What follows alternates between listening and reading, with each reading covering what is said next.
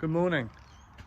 Second video, and firstly I want to say thanks so much to everyone for their kind comments and words of encouragement from the first one, and also obviously for the feedback, and I promise no more background music.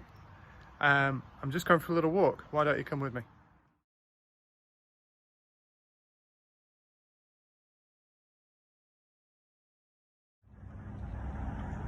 Just come down to the park to have a little chat about mental health, and you might remember from the first video I was at an appointment with the clinical psychologist, who is a specialist in dealing with people that are going through the heart transplant process and those that have had a transplant as well. Up until meeting her, I'd never really had any success with psychologists. I've been to see loads of them over the years, but none have really helped me. However, in meeting her through the heart transplant process, I have to say it's a completely different experience. So the initial event that I had back in 2005, which has essentially been the start of the anxiety journey for me, which is ongoing. It's left me with a huge amount of PTSD. And some of the behaviours I have around that are things like taking my pulse on a regular basis, seeking out reassurance from medical people, sometimes not even heart related. Could have a headache and think I'm having a brain aneurysm, could have a pain in my leg and think it's a clot. So those sorts of things that she's working through and helping me process. And then the other aspect of it is dealing with some of the grief that I have because of not being able to partake in the things that I used to love to do. So thinking about this, I suppose if you're in a plane crash or car crash or some other awful event like that, as horrendous as that would be, and no doubt leave you with a lot of PTSD, at the end of the day, you have a choice about whether you get in a car again or fly on a plane again. As much as that might inconvenience you, you actually do have a choice of that. Whereas this type of medical trauma, you don't have a choice. It's there, it's constantly there all the time. My heart is still doing crazy things on a basically everyday basis.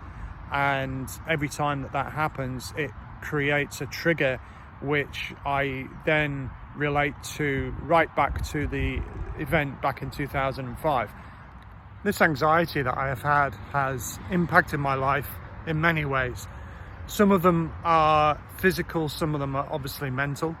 Simple things like going away for a weekend to a remote part of the country, I have been extremely reluctant to do because I'm wanting to be near medical help and really just feeling that I can't participate in life the way that I used to. And for me, the very biggest thing that I have got from this so far is that it's okay to have felt this way. In fact, it's normal to have felt this way. My feelings and emotions have been validated. Obviously, though, it's not a healthy state of mind to be in. There is a real reason for my anxiety. And it's completely understandable that I feel the way that I do. There is lots of work to do in this area, and hopefully it won't be too long before I get my new heart, and then all being well, things will be different. But between now and then, I'm finding different ways to cope with her help. And one of those things is this weekend, when we will be away in a fairly remote place, mountain bike racing.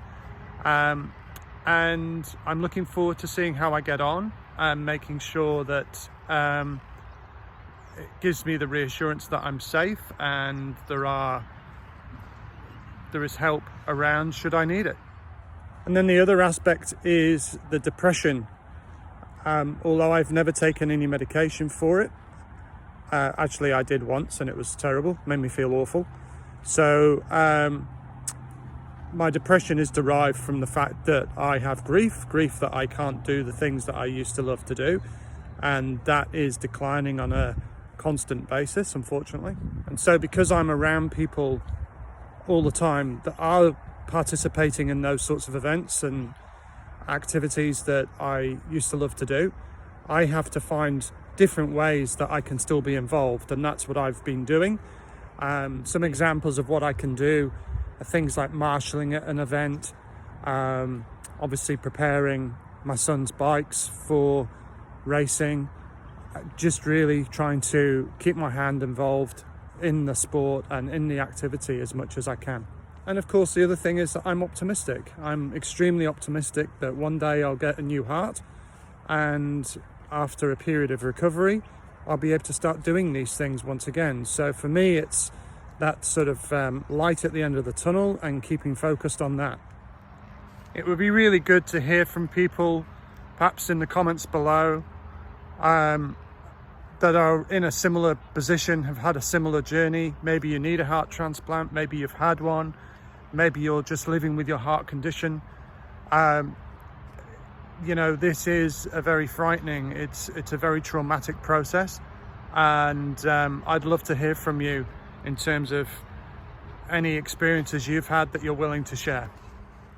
So that's it from me today. It's time for me to go home and carry on. Before I do go though, my next episode, which hopefully will be sometime next week, I have a special guest coming on, and I'm really looking forward to having a chat with him. He is a person that was born with the same condition as me.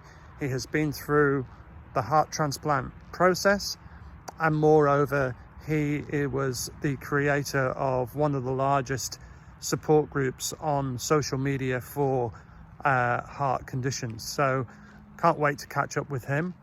Meanwhile, please take care, stay safe, and have a good week. See ya.